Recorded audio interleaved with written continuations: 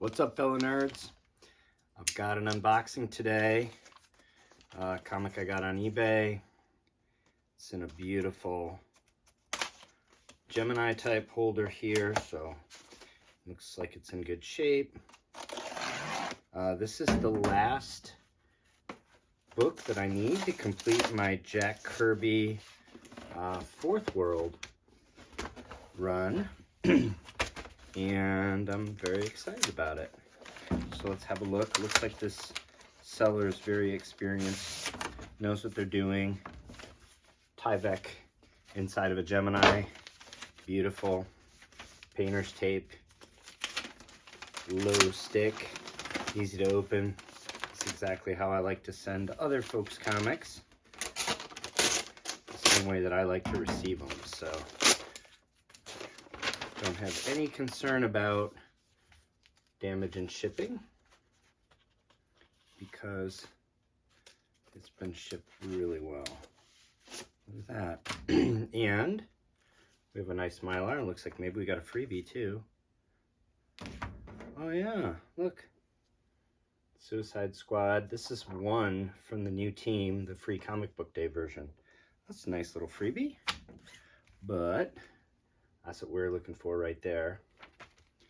Mr. Miracle #1, and the sellers even put it in a nice Mylar top loader for me. So we'll have a closer look at this and put it in context of the Fourth World and Jack Kirby in just a moment. All right, let's take a closer look at Mr. Miracle #1, the last book I needed to complete my Jack Kirby Fourth World run. And we'll sort of put it in context of the Fourth World, what Jack Kirby was doing, early 1970s DC and Marvel for that matter. So Jack Kirby was sort of, by the end of the 60s, not happy at Marvel anymore, had co-created the Marvel Silver Age for the most part with Stan Lee, and didn't have ownership rights, couldn't do the sorts of things he wanted.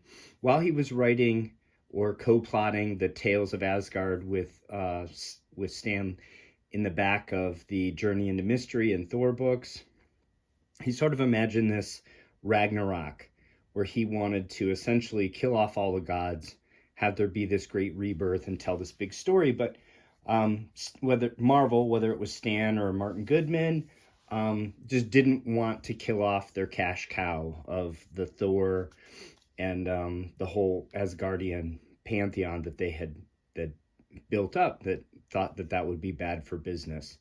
At the same time, as I said, Jack was disgruntled with his collaborations with Stan and his lack of sort of ownership.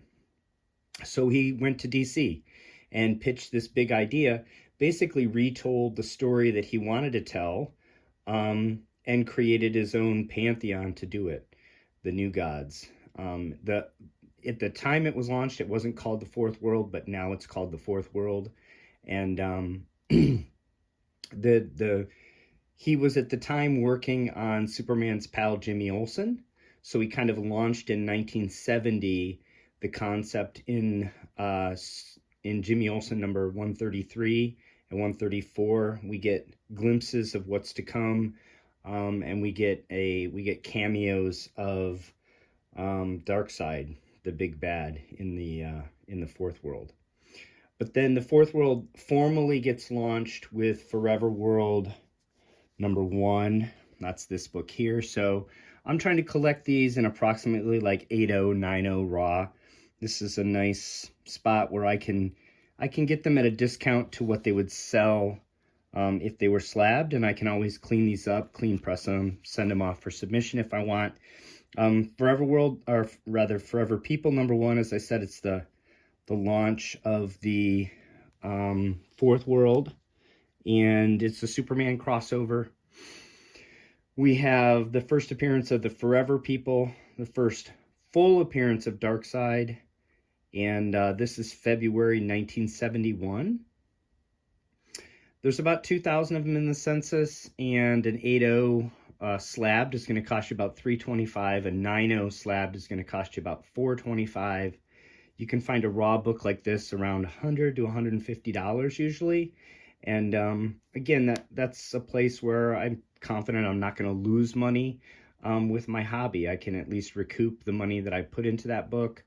If I spend a little bit of time, maybe clean, press, submit it to CGC. So that's the first big book of the Fourth World. And the next one is New Gods #1. So New Gods #1, I think same publication month, February 71. This is first appearance of Orion, first Metron, first Highfather, first Kalibak, and also the introduction of the Mobius chair. A couple more of these in the census than Forever People 1. It's about 2,200 in the CGC census. They're worth around half the money that a Forever People #1 is, because although they have more first appearances, they don't have that big, dark side first appearance. So this one I've already put my paper in. An 8.0 is going to cost you about $170 slabbed. A 9.0 slab is going to cost you about $240. One of the things I like about the New Gods is the colors, the art, even the layout of the covers is really dynamic, very Kirby, really fun and interesting, different from anything else that was happening at the time. For example, here's #2. And they just weren't putting the trade dress like this in the middle of any books in 1971. This just wasn't happening. This sort of, jumping off the page art really wasn't happening anywhere else at the time. Here's #3. Similarly, like the trade dress, this sort of layout just isn't seen anywhere else. So really neat stories, dynamic art, obviously use of photo montage in the back. Very cool stuff. And then the book that I got today, the last of the big three, Mr. Miracle #1, is the first appearance of Mr. Miracle, first appearance of Oberon as well. This is a few months later. This is April of 71. Quite a few less in the census, only about 1,400 of these in the CGC census. An 8.0 is going to set you back about $200, and a 9.0 is going to set you back about $290. So this book, in terms of relative value, falls sort of somewhere in between the two. Those of you that watch the news know that DC is developing a Mr. Miracle or a Scott-free project for live action.